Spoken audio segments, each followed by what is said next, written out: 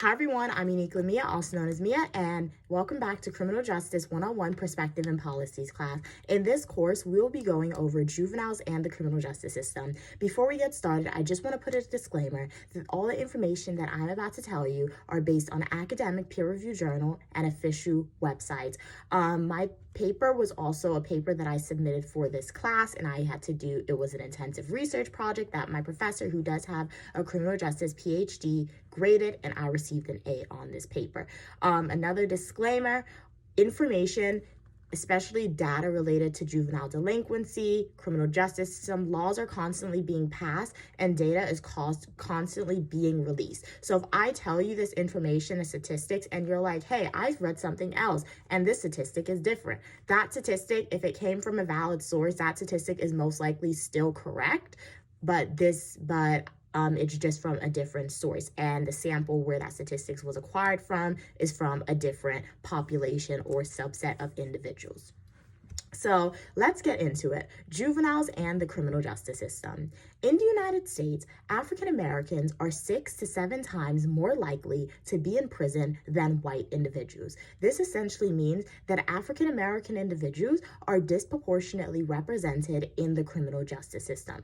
African Americans are also likely to receive harsher punishments than approximately 13% of individuals in society. So the purpose of my research was to determine what factors contribute to juveniles engaging in criminal activity, and how does the criminal justice system, judges, and correctional officers currently view and treat African American youth. So some causes of juvenile delinquency includes things like peer influence, negative role models, education, as well as a lack of resources. So when we're looking at the peer influence within juveniles, peers influence each other's behavior, especially if they have strong friendships with each other, and if they are deeply connected, and if a peer has a low self-esteem, then peers can be very vulnerable to peer pressure because they want to please their friend and they don't want to be the odd person out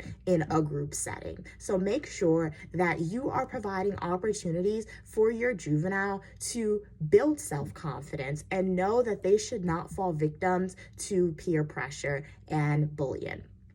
Further research found that income is very important when we're looking at juvenile delinquency, whether that's to influence juvenile delinquency or deter juveniles away from juvenile delinquency. So a group of low-income children were analyzed, and it was discovered that positive role models positively impact children and are strong deterrence factors against a life of crime. And since 1981, the time that children spend on social media has risen by about 62% for people aged 12 to 17 years old and 40% for children younger than 12 years old. This essentially means that since 1981, the likelihood that children are speaking to people physically and not playing video games or not watching movies and not hanging out electronically has decreased. Thus, the likelihood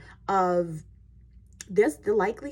these children being exposed to positive role models and positive peers, the likelihood of that is decreasing. So make sure that your child is around positive role models and that they're not spending too much time on social media where they are exposed to negative people and negative content, such as negative movies like horror movies or extreme gory action movies. Another recommendation to ensure that your child has a positive role model is to make sure that you share Uniquely Mia's channel with them on YouTube and TikTok, and make sure they subscribe to Uniquely Mia's channel, because on Uniquely Mia's channel, they are welcome for their positivity and their uniqueness, where all opinion, people, and ideas are welcome as long as we communicate to each other in a kind and respectful way. And on Uniquely Mia's channel, we try to expose people to cross-cultural experiences, whether that's related to seeing Uniquely Mia traveling different places, or Uniquely Mia as a graduate student, or around her family members,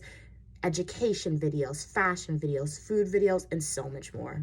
Education is also very important when we're looking at factors that causes or influences juvenile delinquency. So it should be noted, educational success and attainment are strong positive social control factors away from criminal activities for youths. And lack of resources are also very important when we're looking at causes of juvenile delinquency. So an academic journal article found that the American justice system operates to keep African Americans down through a form of American apartheid that is widely praised account for things such as the housing discrimination that exists and job discrimination and other things in society. So one of the reasons why minority youths commit crimes is because they have a lack of resources to survive, such as inability to obtain a job, increase their own income, and obtain housing. 9 times out of 10, when juveniles commit crimes, yes, it is because of low education, peer influence, but particularly it's because of a lack of resources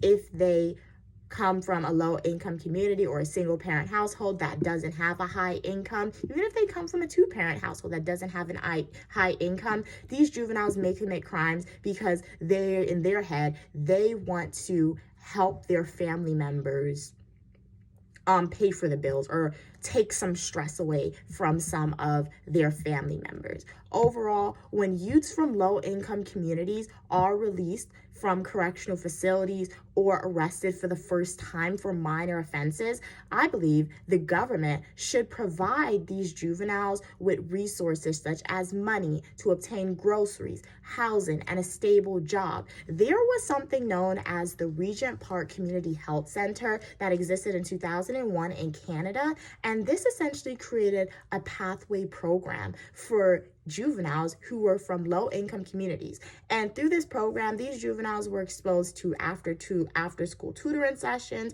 positive role models, and more. And this program improved students' outcome because participants did not commit crimes. And these juveniles who engaged in these programs, they had an increased likelihood of completing college, which thus benefited them in finding full-time jobs when they were adults and when they graduated.